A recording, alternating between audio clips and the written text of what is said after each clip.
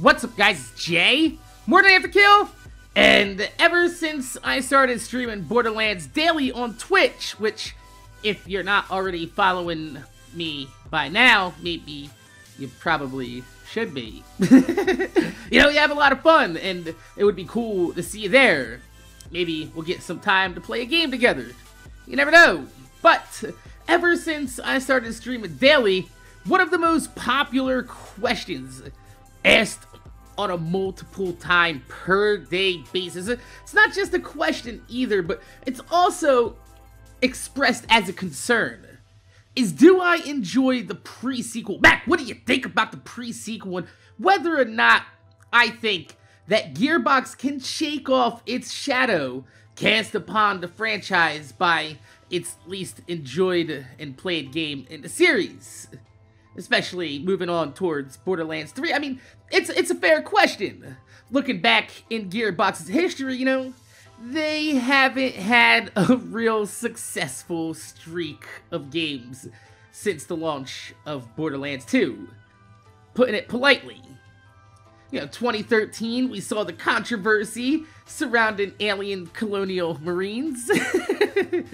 The questionable handling of the Borderlands franchise, licensing it out to 2K Australia. We also can't forget the short-lived run of the Borderlands MMO that was launched in China shortly thereafter.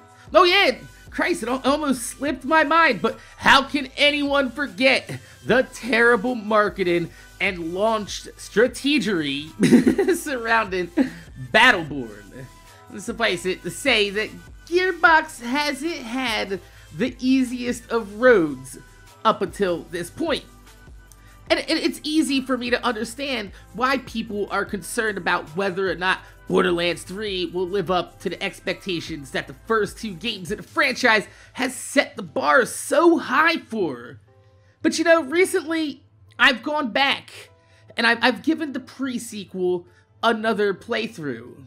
And even though my thoughts on the game haven't changed, I gotta say that 3 years after the release of the pre-sequel, fuck, the game actually holds up really well against the test of time. And I know what you're gonna say, Mac, but the pre-sequel has no endgame. You know, Borderlands is built on the endgame. The farming, the loot, for God's sake, fucking Christ, the loot, Mac, the loot! That's true, but you're also proving the point as well. You know, Borderlands 1 and 2 both have almost no endgame in their vanilla launch format. You know, it wasn't until the amazing DLCs were released that there was any type of endgame farming introduced into the series. You know, without General Knox or Claptrap's Revolution, Borderlands wouldn't even have any treasure rooms or endgame farmable bosses, something that's become a staple of the series' DLC releases since.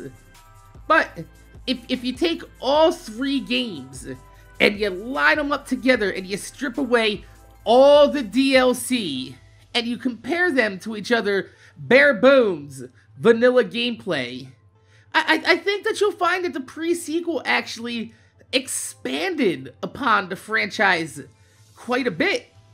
I mean, outside of the Tales from the Borderlands game, the pre-sequel pretty much has the best story narrative. I mean, sure, the Oxygen and the Oz kits are a little bit annoying. Not as annoying as the zero gravity slowing down your aiming mechanics, but it's not as big of a hindrance as, you know, most people make it out to be. The enemy health and level scaling is a good mix of both Borderlands 1 and Borderlands 2, eschewing high damage values and overinflated numbers in favor for a more fair and balanced scaling to the game. Not to mention that the addition of cryo as a damage modifier and lasers as a new weapon were a huge addition to the series that I personally would like to see make a comeback in Borderlands 3. And, you know, let's look at the characters. They all had some of the most complex and well-designed skill trees to date. I mean, Borderlands, the pre-sequel, is the only game in a franchise where you can say that all 6 characters included in the game are all perfectly viable at endgame, compared to, say, Borderlands 2 or Borderlands 1, where you had clear-cut favorites of who were the best characters in the game. So, you know, looking back, I don't think that the pre-sequel was as a terrible addition to the franchise as most people remember. In fact, looking back at how it's progressed over the last 3 years compared to, say, other comparable games, Destiny or The Division, you know, it's almost a masterpiece by Gearbox in comparison to other looter shooters in the business. But it's clear that going forward, if Gearbox wants Borderlands 3 to be as successful as Borderlands 1 and 2 were, which, I mean, who the fuck doesn't want it to be? I'm sure everyone watching this up to now is sitting here in agreement to that statement. Gearbox is gonna have to go back to the original Borderlands model. You release a game that's roughly 7 to 8 hours long in campaign, jam-pack it with side quests, mission rewards, farmable bosses with unique drop, and the standard for campaign, I'm gonna say that again, for campaign DLCs, with roughly about 2 hours of campaign gameplay each, with unique gear, class mods, raid bosses to expand the game, with 2 level pack upgrades and whatever extra characters and goodies that they feel like sprinkling the fuck on top after release. Because if the pre-sequel, mark my words, if the pre-sequel released and then post-launch was supported with 3 DLCs equal to the quality that we saw from the Claptastic Voyage to expand that initial vanilla experience, especially if it was a DLC allowing us to take part in the attack and fall of New Haven, shit.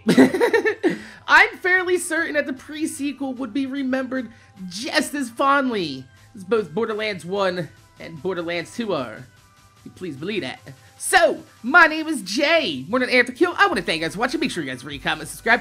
If you can leave thumbs up on the video, I'd highly appreciate it because it gives me motivation to make more videos for y'all motherfuckers and watch my motherfucking videos. So, to all of you guys out there that didn't really enjoy the pre-sequel as much as the other games in the series, remember, it simply just wasn't supported as much at endgame as the others were. And I'm fairly certain that after all this time being put into Borderlands 3, and now the new age of endlessly supporting the video game for years with DLC is upon us, I'm fairly certain that Borderlands 3 will be up to par and supported well beyond launch. Because let's face it, if Gearbox tanks Borderlands 3, yeah. Prognosis does not look good for their future as a AAA big name developer in that circumstances. Indeed, the prognosis is negative. So, my name's Jay, MorninAfterKill. Thanks for watching, and I'm gonna see y'all motherfuckers live on Twitch.motherfucking-TV. Told you guys. Probably already forgot about following me, haven't you? Stream daily. We do the good stuffs. We have a lot of fun. I don't want to have to upload a video every single day saying that I'm going live. Don't make me have to, because I will. Just you watch. So, like I said, my name's Jay. MorninAfterKill. Thanks for watching. I'm going to see y'all motherfuckers later.